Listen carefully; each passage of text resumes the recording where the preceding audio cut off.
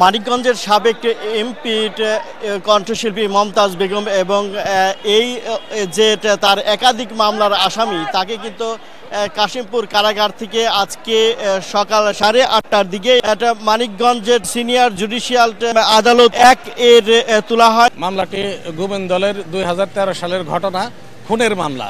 সেই মামলাটা মানিকগঞ্জে পুনরায় দায়ের করা হয়েছে নতুন বাদী দিয়ে। মামলা নম্বর হচ্ছে 14/10/2024। এই মামলায় ওনাকে সোনে অ্যারেস্টে দেখে আজকে আনা হয়েছে।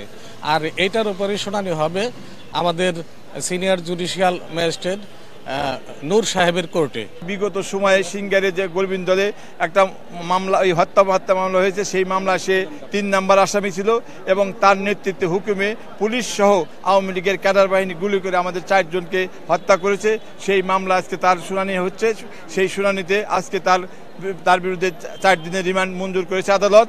আর অন্য একটি মামলা হরিরামপুরে আফরোজা কান্দিতে আপার বাড়িতে ভাঙচুর করা হয়েছে। সেই ভাঙচুরের প্রতিবাদে তার বিরুদ্ধে মামলা হয়েছে। সেই মামলা উনি 1 নম্বর আসামি, সেইখানেও তার বিরুদ্ধে 2 দিনের রিমান্ড মঞ্জুর করা হয়েছে। উৎসুক জনতা তাদেরকে ঘিরে রেখেছিল এবং তার বিরুদ্ধে স্লোগান দিতে থাকে এবং স্লোগান এক পর্যায়ের বিক্ষুব্ধ জনতা ডিম ছুটতে থাকে।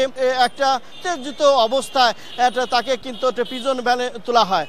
মানিকগঞ্জের কোর্ট চত্বর থেকে মোহাম্মদ ইউসুফ আলী, সময় সংবাদ।